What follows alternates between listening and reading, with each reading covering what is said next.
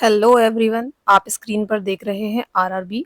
लिखा हुआ है आरआरबी, जिसकी फुल फॉर्म होती है रीजनल रूरल बैंक्स, जो कि सेटअप हुए थे आपके इनका ऑर्डिनेंस आया था 26 सितंबर 1975 में। एक्ट आया इनका 1976 में।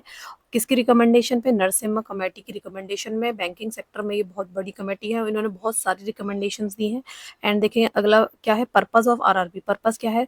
RRBs are established to provide credit and other financial services to small marginal farmer, agriculture, artisan and other rural enterprises। मतलब रूरल एरिया को डेवलप करने के लिए ज़्यादातर ये RRBs आए, जिसकी मिनिमम कैपिटल उस वक्त जब ये आए थे तो थी 5 CR।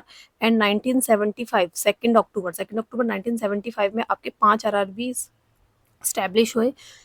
प्रथम बैंक ऑफ मुरादाबाद सबसे फर्स्ट था, जिसका स्पॉन्सर्ड बैंक था आपका सिंडिकेट बैंक, जो सबसे ज्यादा पूछा जाता है क्योंकि फर्स्ट बैंक यही था, यही पूछा जाता है, ठीक है ना। मुरादाबाद उत्तर प्रदेश का। और गौर ग्रामीण गोरखपुर वेस्ट बंगाल में, आपका जयपुर में नागौर अनचलिक ग्रामीण बैंक राजस्थान में था, कुरुक्षेत्र ग्रामीण हरियाणा में, और एक बिहार में भी था। अब क्या होता है, जब भी कोई आरआरबी बनता है तो एक उनका इक्विटी कंट्रीब्यूशन होता है। सारे मतलब पैसे कौन लगाएगा, कैपिटल कहाँ से आएगी? तो सेंट्रल बैंक 50% शेयर देती है, स्पॉन्सर बैंक 35%, और स्टेट बैंक जिस भी स्टेट में आरआरबी है, जिस भी स्टेट के गांव में आरआरबी है, वो स्टेट 15% का कंट्रीब्यूशन देती है। एंड एक इंपॉर्टेंट बात क्या है कि आपके गोवा एंड सिक्किम में कोई आरआरबी नहीं है।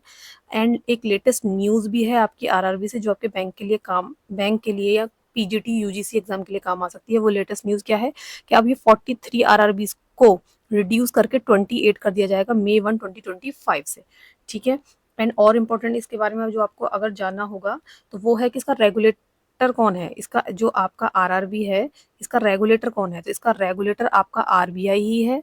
एंड इसको जो सुपरवाइज करता है वो आपका नाबार्ड करता है, ठीक है। सुपरवाइज करने का काम नाबार्ड करता है। इसकी इशूड मिनिमम जो इशूड कैपिटल है वो 25 लाख है, मैक्सिमम 1 CR मतलब 1 करोड़। ये कुछ बातें हैं जो आपको याद रखनी है।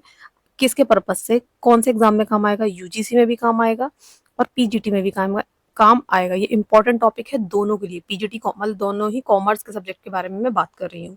ऐसी ही वीडियोस के लिए मेरे चैनल को सब्सक्राइब करना ना भूलिएगा।